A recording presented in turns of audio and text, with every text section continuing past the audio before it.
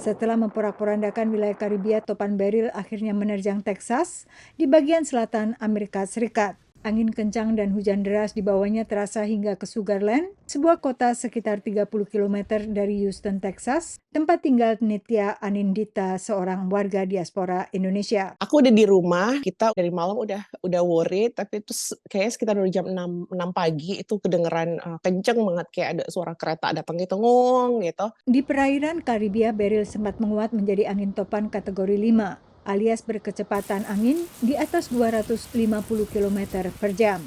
Saat menghantam Texas, Beryl telah melemah ke topan kategori 1 dengan kecepatan angin sekitar 130 km per jam. Angin sangat kencang ini menghantam atap rumah Nitya. Roof aku itu rusak, jadi kalau di sini roofnya tuh kan bilangnya ada shinglesnya gitu, atapnya itu sebagian besar roof tuh rusak dan sebagian besar rumah di daerah rumah kita itu mengalami hal yang sama lah, kurang lebih 90%.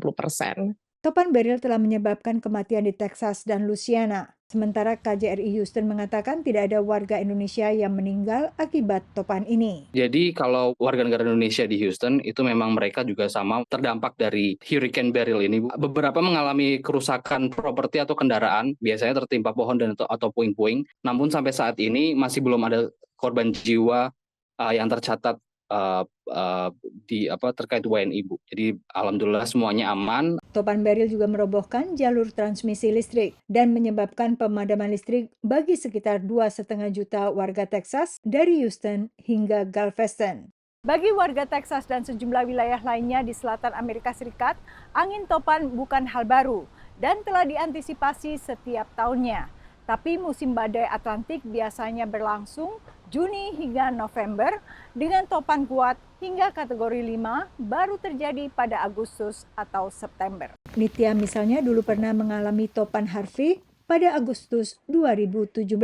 Jadi waktu kemarin dibilang hurricane level 1, kita nggak terlalu worry. Aku sama suami juga, we went through Harvey level 4 at that time. And we survive gitu kan. Pada saat itu banjir juga, tapi we kind of know what to do gitu. Cuman kali ini ternyata what doesn't bring too much water, but bring a very strong wind gitu. Kita yang nggak tahu itu windnya bakal se-strong ini.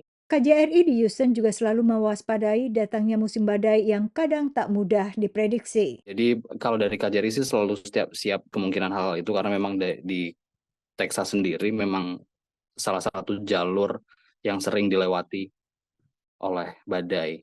Tak hanya Texas, negara bagian lain yang berada di wilayah kerja KJRI Houston juga rentan topan Atlantik. Dari Washington DC, Yuni Salim, Dania Iman, dan tim VOA.